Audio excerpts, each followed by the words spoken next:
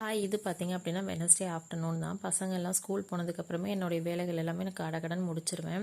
முடிச்சுட்டு கொஞ்சம் ஃப்ரீ டைமில் கொஞ்சம் சின்ன சின்ன வேலைகள்லாம் இருக்கும், அதெல்லாம் செஞ்சுட்ருப்பேன். அது மாதிரி தான் கொஞ்சம் கீரை ஃப்ரெஷ்ஷாக வந்தது. ஸோ அதை வாங்கி க்ளீன் பண்ணி வச்சுட்டோம் அப்படின்னா நாளைக்கு சமைக்கும் போது கொஞ்சம் ஈஸியாக இருக்குமேன்னு சொல்லிட்டு அதை க்ளீன் பண்ணி வச்சுட்டோம். அப்படியே என்னுடைய லஞ்சே சாப்பிட்டுட்டேன். லஞ்சு பார்த்தீங்க அப்படின்னா அன்றைக்கி சிம்பிளாக வெண்டைக்காய் போட்டு புளிக்குழம்பும் முட்டை ஆம்லேட்டும் தான் செஞ்சுருந்தேன். ஸோ அதை சாப்பிட்டுட்டு அதுக்கப்புறம் ட்ரெஸ் எல்லாம் கொஞ்சம் காய வைக்காமல் இருந்தது. ஸோ அதெல்லாம் காய வச்சுட்டு என் பொண்ணுக்கு வந்து ஸ்கூல் வந்து 2 o'clock ஓவர் ஆயிரும். ஸோ அதெல்லாம் போய் கூட்டிகிட்டு வந்துடலாம்னு சொல்லிட்டு கூட்டிகிட்டு வந்துட்டேன். அன்றைக்கி பார்த்திங்க அப்படின்னா மசாலா அந்த டப்பாலாம் கொஞ்சம் வாஷ் பண்ணி வச்சுருவோம் அப்படின்னு சொல்லிட்டு வாஷ் பண்ணி வச்சுட்டு அதுக்கப்புறம் எல்லா மசாலாவும் ரீஃபில் பண்ணி வச்சுட்டேன். மழை சீசன் ஆரம்பிக்க போகுது அப்படின்னு சொல்லிட்டு எல்லாமே மசாலாவுமே அரைச்சி எல்லாமே ஸ்டாக்கில் வச்சுட்டேன்.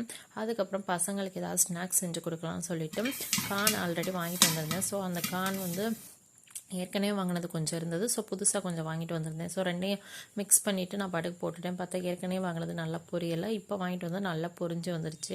அதுக்கப்புறம் மேலே வச்சா கருகிற மாதிரி ஆயிடுச்சு. சரின்னு சொல்லிட்டு பாதி மட்டும் தான் பொரிஞ்சிருந்தது. ஸோ அதை மட்டும் கொடுத்துட்டு பசங்களுக்கும் நானும் கொஞ்சம் பால் காய்ச்சி பசங்களுக்கு ரஸ்க்கு வச்சு கொடுத்து எல்லாருமே சாப்பிட்டு முடிச்சாச்சு.